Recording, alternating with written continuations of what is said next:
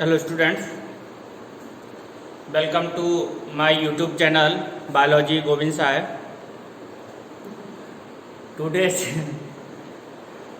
topic is ability to sense या consciousness. Already इससे related living organism के जो फीचर्स है 2 क्लास अपनी हो चुकी है और लिविंग ऑर्गेनिज्म की जो फीचर्स है आज ये लास्ट फीचर्स हम डिस्कशन करेंगे। एबिलिटी टू सेंस कॉन्शियसनेस ये क्या होता है इसी के बारे में आज हम बताएंगे। पिछले जो करेक्टर्स हमने फीचर्स जो हमने पढ़े हैं लिविंग ऑर्गेनिज्म के ग्रोथ, रिप्रोडक्शन, मेटाबॉलिज्म इन फीचर्स के बारे में और सेल ऑर्गेनाइजेशन डिटेल से हम पढ़ चुके हैं। ये सभी लिविंग ऑर्गेनिज्म के अंदर पाए जाने वाले फीचर्स है। एबिलिटी टू सेंस ये डिफाइनिंग फीचर है, it is defining feature. Defining feature अभी पता चल जाएगा आपको कि ये डिफाइनिंग फीचर किस प्रकार से।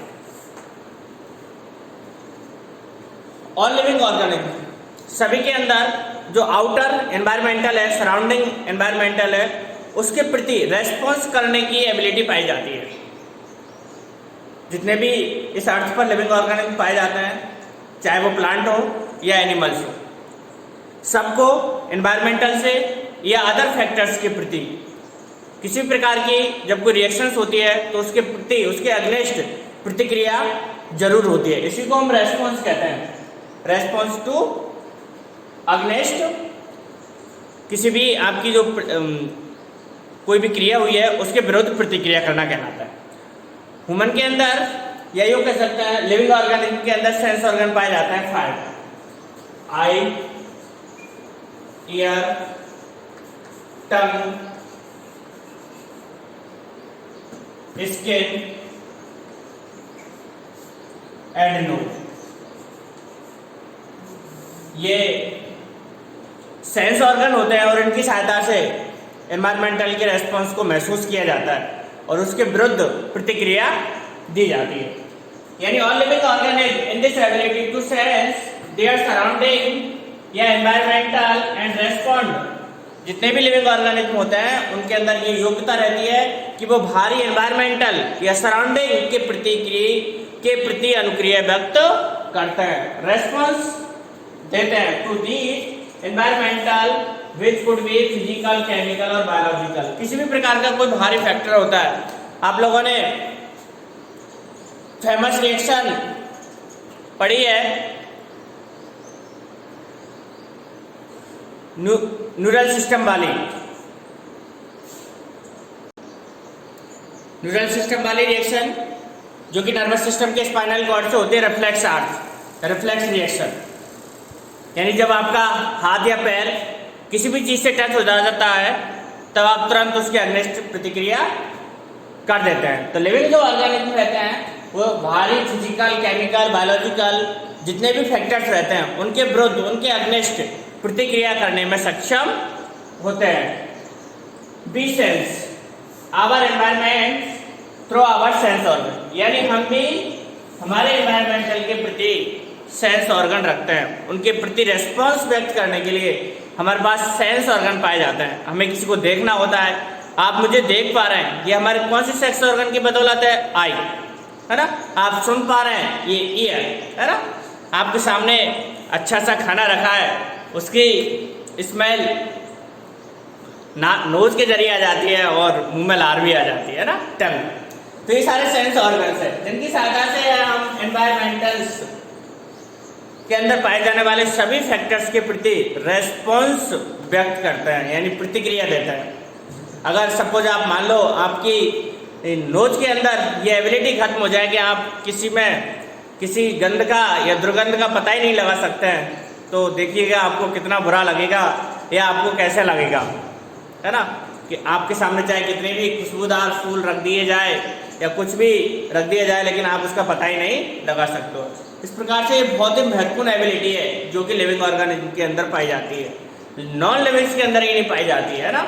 रोबोट का नाम आप लोगों ने सुना होगा। रोबोट को ऐसा बनाया जा रहा है कि भाई वो आपके निर्देशों की पालना करे, लेकिन उसको हम लिविंग ऑर्गेनिज्म नहीं बना सकते हैं, उसके अंदर ये एबिलिटी व्यक्त नहीं कर सकते हैं, यानी सेल्फ कॉन्शियसनेस की एबिलिटी उसके अंदर नहीं आ सकती है। तो ये फीचर्स लिविंग ऑर्गेनिज्म में ही पाए जाते हैं। प्लांट रेस्पॉन्ड, ऐसा नहीं है कि एनिमल भी ऑर्गेनिज्म के अंदर, एनिमल्स के अंदर तो सेंस ऑर्गन पाए जाते हैं, उनकी सहायता से वो आसानी से रेस्पॉन्ड व्यक्त कर लेता है। बट प्लांट्स के अंदर, प्लांट भी जो एक्सटर्नल फैक्टर्स रहते हैं उनके प्रति रेस्पॉन्स व्यक्त करते हैं, जैसे लाइट, वाटर, टेम्परेचर, पोल्यूटेंट्स, ये सारे फैक्टर्स रहते हैं जिनके प्रति प्लांट भी अपनी जो रेस्पॉन्स है सेंस का वो व्यक्त करता है। दो एक घटना मैं बताता हूँ आप लोगों को, प्लांट की फोटो पीरियड है ना, यानी प्रकाश की उपस्थिति। लाइट की प्रेजेंसी में ही प्लांट जो रहते हैं उनके अंदर रिप्रोडक्शन की कैपेबिलिटी आती है, ये होती है फोटो पीरियड्स। एक होता है सीजनल ब्रीडर्स, यानी ऐसे एनिमल जो एक निश्चित सीजन में ही रिप्रोडक्शन की कैपेबिलिटी रखते हैं, वो कहलाते हैं सीजनल ब्रीडर्स। तो ये क्या है, कोई ना कोई रेस्पॉन्स है ना एनवायरमेंटल के प्रति। फोटो पीरियड मतलब प्लांट का लाइट के प्रति ऐसे बहुत सारे केमिकल्स पाए जाते हैं, है ना। फर्टिलाइजेशन का जब आप नेक्स्ट चैप्टर में हम पढ़ेंगे कि भाई जो हमारे लोअर प्लांट्स है उनके अंदर कुछ ऐसी केमिकल्स रहते हैं जिनकी सहायता से उनके गैमेट एक दूसरे की तरफ अट्रैक्ट रहते हैं और फर्टिलाइजेशन की प्रोसेस कंप्लीट होती है।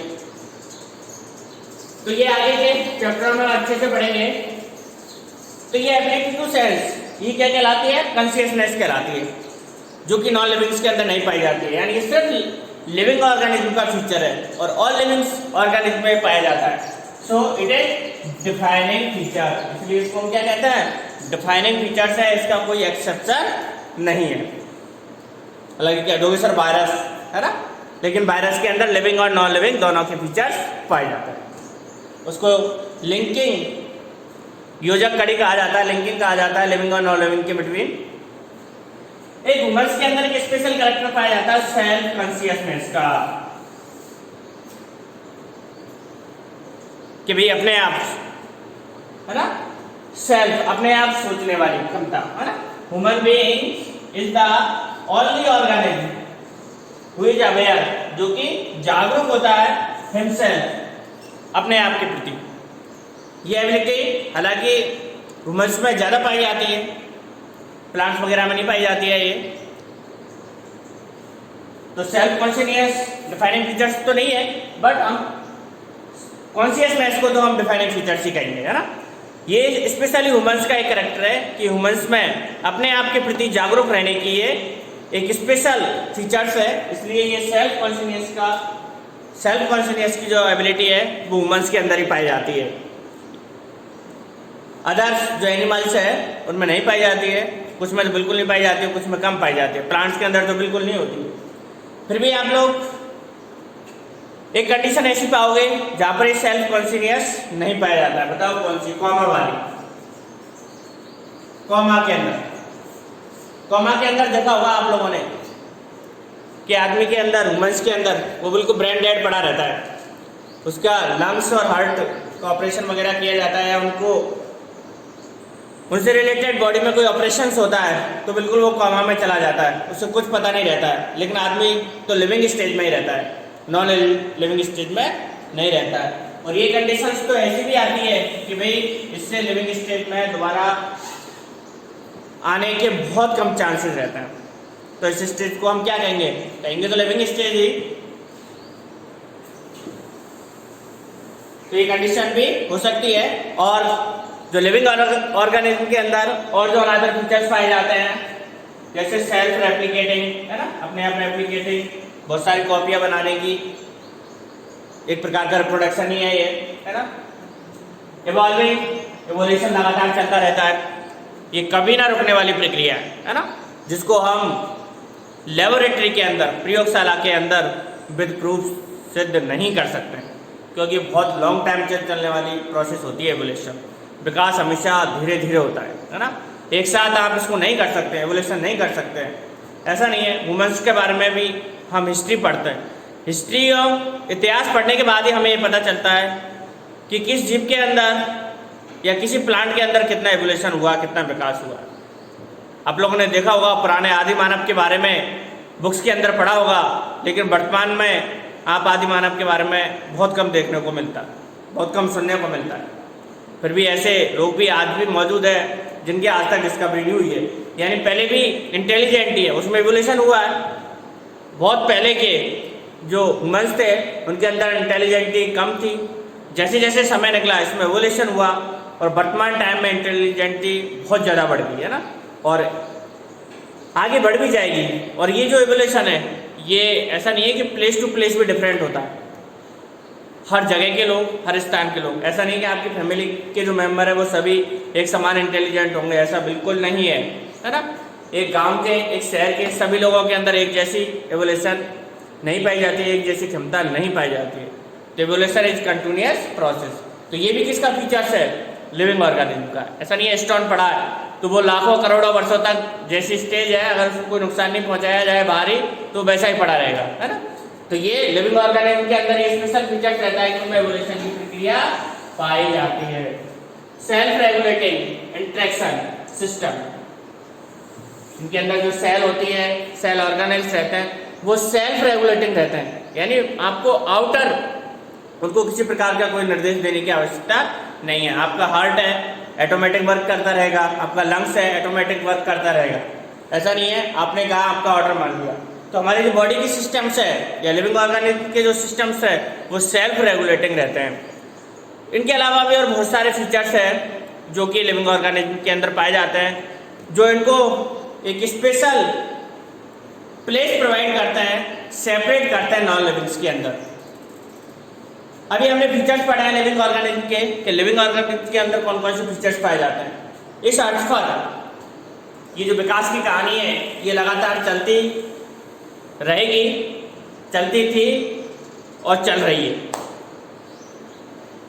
फीचर्स पढ़ने के बाद हम पढ़ेंगे इन लिविंग ऑर्गेनिज्म का आइडेंटिफिकेशन, है ना। आइडेंटिफिकेशन इनका किस प्रकार से हुआ, किस प्रकार से इनकी पहचान की, और इस संसार में किस प्रकार से इनका नॉमेनक्लेचर हुआ।